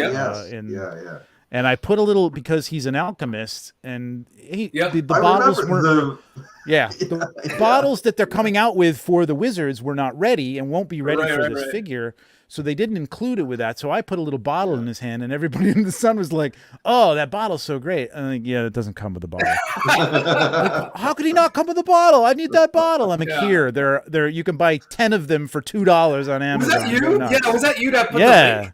Oh, I was like, because I was tired of people like complaining about it, man. It's like they're cheap; you can get them everywhere. Oh my, that's funny. So you know, Jeremy and I were talking about like okay, from now on, because he saw it, he was down with it too, because like that's great. Shows him, you know. Like, now we're both like, we don't put anything in that doesn't come with the figure. You know what I mean? Outside of scenery, you know, like right. Can't do that anymore. So Oh yeah. But, yeah, I know. There's rules. There's rules. It's always there's some people where if they see something that's visually presented, it's immediately, you know, like their legal right to have it. Yes, Yeah, exactly. And they're cheating them out of this bottle that costs That's right. 40 cents. You know what I That's mean? It's right. like, all right, whatever. Whatever. Oh, Still, cosmic. picture looks good though. I can't wait for this stuff, man. Oh It man, looks so good. first I went really light, but then as it started getting like, it's like this happens all the time. So I don't know about you guys. Like, Yeah. I mean, maybe you guys are all in types, but I'm typically not. I'll cherry pick the thing. Yeah. But then as the drop gets closer, then I'm kind of like, I'm going back to the well, like over and over again. Hell yeah. Yeah, I don't even bother to fool myself anymore. I just get the all in. I have to. Yeah. So, it's like these shots look they make. I'm a completist on this line. I mean, oh wow, so much so that I'm gonna have to get rid of other things to make room for them. But because right now I'm looking at the prospect. I still have a Lithia in a box over here. I was planning on like doing a live unboxing. I mean, I have some of the figures. I got doubles, so I have some of them open. Oh, okay. But a lot of them I haven't even touched, and so but once they come out of the box, they have to go somewhere, and there's nowhere for them to go right now. Yeah. So do you know what's insidious about Cosmic too is like this is the first product wave where they're feeding the beast, where you can get the 6-pack of troop builders, right? Yep. Yes. So now, because I mean, like 6 of those guys together, they're like amazing sentries and all that. Yeah. Like different heads, good, everything, right? Yep. And but I mean, oh my god, like this whole line is a shelf killer from this, like the size of the Warden to the multi-packs. I'm like, exactly. Yeah. I tend not to put army builds up of figures on the shelf, although skeletons I do have quite an army. And actually orcs and ogres I have a lot of. Except for those, you draw the line. Yeah. Well, I got so many customs of those ogre, like this guy, like the basket guy, and I got a 2-headed guy that I made, and I mean, they just look so good. I can't put these away, so right. I have to put them up on the shelf. But they take up a lot of room, man. And now these damn horses. Yeah. Oh my god. But you know what? You're a 1/6 guy too. That's what's killing you, man. Well, this what you see behind me is. I know. What you can see is about a third. Yeah. Maybe offline he'll do the camera spin again. I can't do it right now. Well, I can. Yeah. Well, I could do it. I don't even know. Here, hold on. Let me put you up. Let me put you up. So be careful. No, I'll keep it off of. So that's the HasLab in front of half of them, and then it goes. Holy smokes! And then it goes around, and then there's more on the other side of the room, which I'm not going to spin around and show you because I will make a mistake and show you something you're not supposed to see. Oh, rats! Those 1/6 Lord of the Rings are beautiful figures, man. They have a new line, don't they? So nice.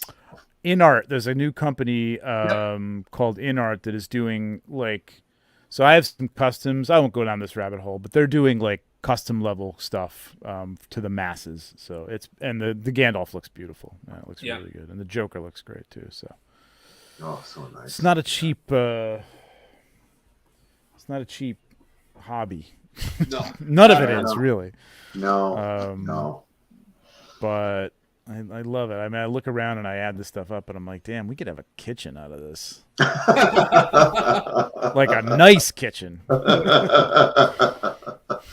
In the French Riviera. I say that to myself. I don't bring that up. You don't. No. I would, yeah. Because that will happen. Absolutely. But, so anything else you guys want to bring up? No, I think I'm good. Yeah. I mean, I'll put up just in case they don't have your socials, but I'll put it up on the YouTube link there and everything. But Monday night, Monday night, we're gonna have Legions Lounge. Let me see if I can remember. Anthony House Seal. Oh, nice. Sweet. Great. Wait a minute. I have to go back to my and see who I have on here because I'm forgetting who I have. Patrick Boyle, who's got some excellent customs. I don't know if he's selling anything this year. Last year he just showed and he had a few little pieces that he did, which are cool. And he was actually handing out these little telescopes to everybody for free, which is really cool. What? Oh, yeah. Super cool. And the straps. The strap. Awesome. Nice. Yeah, doing the clothing, and they got some really cool stuff coming out. Some capes for elven capes and stuff like that. So I can't wait to see that stuff. And I think that's it for Monday. I'm trying to give everybody some time, so I don't want to cram it too full of people and give everybody some time to talk. But I mean, there's still a ton of people to get on there, and again, if I don't get you on before, I'll get you on afterwards. We'll get everybody on there. Yeah. For sure, man. Well, like I said, like the last few weeks have been great to either watch live or to catch rerun. Yeah, thanks. It's been a really great mix of folks. So yeah, it's been fun to talk to everybody too. It's cool, when there's nothing that's really going on yet because everything's building up to G-Con and Legions Con to talk about in terms of the wave. It's great to have people like this in the community again and have people tune in because they know who these people are. You know what I mean? It's awesome. It's a great community. It's fantastic. Yeah. Right on. But yeah, with that, I guess we'll cut her off. Thanks again, Trev, for coming down, man. And thanks for having me. Appreciate it. No, thank you. We'll see if we can make it down there. We're currently making plans. Come, man. Gotta come next year. Gotta do it. Yeah, I don't know. We'll see what happens, but I really want to make. There's like one of the guys is talking about. He's like, okay, do you know in Home Alone when she's trying to get home and she hooks up with John Candy and the poker players in the back of the U-Haul to be the Canadian contingent? Yeah, just do that. Where are you guys in Canada? Toronto. We're Toronto. Oh, all right. Yeah. It's not that far. Then you can drive. It's about 10 hours. Yeah. No, and that's the thing. I think that's probably what we're gonna do. It'd be nicer to get that time together, right? Like with the boys and stuff like that. It'll be more epic. So get everybody together, all the Knights of the North. Get them into a big minivan and come down here and share a room, man. Like Yeah. Maybe get some sleeping bags. Yeah. Steal the parking lot. Just remember what happens in Jersey stays in Jersey. Oh, wow. Well, you probably want it to stay in Jersey. Yeah. Except for all your memories of Legions Con. Yes, correct. Of course. Absolutely. But anyways, guys, thanks again for hanging out. Thanks to Greg and thanks to Trevor. We'll talk to you guys next week. And Monday nights, he's got. Are you doing Fridays for your 1/6, or is that like? We did that last night. It was a good episode. If you're interested in arts and see some of the pictures of that, so if maybe you're just interested in seeing that, it's Jordan. It's a great with Jordan. It was a great episode, man. So check it out. Yep. And this Monday, 9:00, Legions Lounge. For sure. If I fall asleep, which I will. I'll catch it on the ride to work. All right. Well, it could be some giveaways. So damn it! Stay up. All right. Yeah, I know. I keep missing out on those. But thanks, guys. All right. Have a good night. Thanks very much, Ray.